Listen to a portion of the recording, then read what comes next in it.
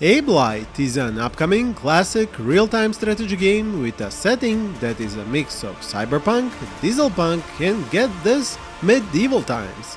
It showed up on Steam out of nowhere with this gameplay footage, and the first thing that came to my mind as I saw the spider with a cannon on its back was Rise of Legends fans are going to love this. And I personally loved it too, instantly wishlisting it on its store page, as I know you will after watching this video. Link is in the description along with an invitation to their Discord server, and if you are a fan of Rise of Legends, sound off down in the comments. The rest of the footage in this video I got directly from the developers, so you will get to see exclusive footage not seen in the trailer. Just don't get hung up on the UI, remember, work in progress. So what the developers from CynapsArts Studio mean when they say this is a classic RTS is that in Ablight you will have all the main gameplay components that you would expect from an old school real-time strategy game, meaning resource collection, base building, unit recruitment and combat between three asymmetrical factions, each one having a unique playstyle with their own mechanics and strengths. These developers don't want to go down the path of reducing players' command load like a few new studios have already done with their upcoming games, and simplified resource collection tasks for example. So in Ablight you retain full control of all your units, including the ones responsible for resource collection. But developers don't want you to experience frustration with a high actions per minute requirement either. This is why they have designed Ablight's gameplay without heroes, but with fully customizable hotkeys and the smart queue features to keep it fun and action-packed. On that note, the close-in zoom and other camera controls will let you fully enjoy all that action, explosions and combat included. Ablight isn't going to be one of those either only single or only multiplayer games, but a full product, giving you a compelling story experience in its lore-filled campaign as well as many multiplayer modes. Current plan is for the campaign to be made up of 7 complex and unique missions along with some side quests playable in co-op, and if the game is successful, developers say they will support it with a new campaign chapter or even a 4th faction. There isn't much info on these factions beyond what we can see in the gameplay footage, but their names are known. There are the Guardians, Plagued and the Inquisition, and it is these last ones who use animals as some of their units. Each of these factions will have 15 units and buildings, as well as a full tech tree in which you will be able to unlock upgrades through new research.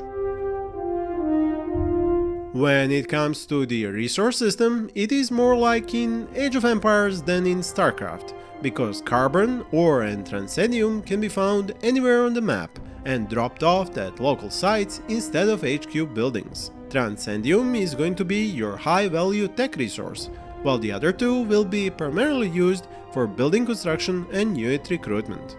These resources aren't exactly finite in Ablight, but they are close to it, as when you use up a node, it will still provide a small amount of its resource over time.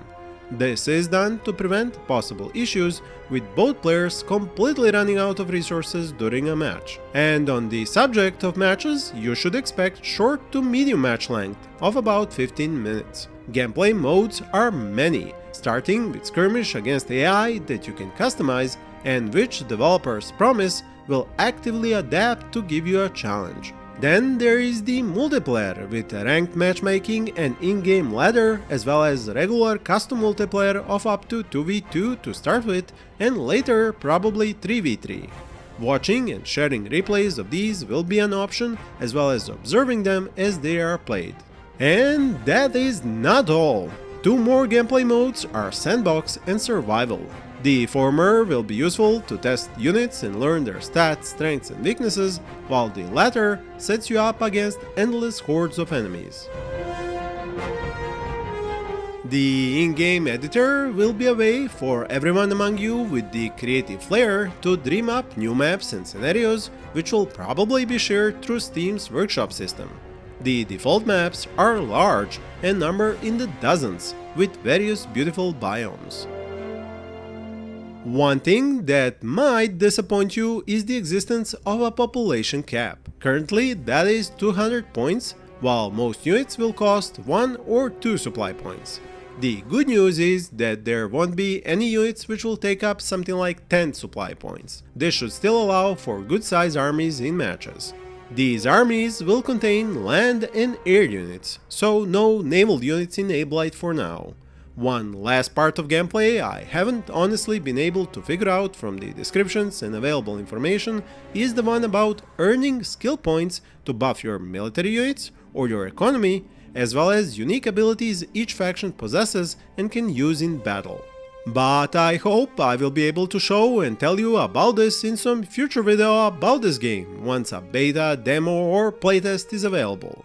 If you have any info about this or already have a favorite unit from this gameplay, do tell me so in the comments below. I wish I knew about this game when I was making my master list of over 100 RTS games for 2024, but no matter. I will cover it in my future lists, which I will link up here as cards on screen. Thank you for watching and happy gaming!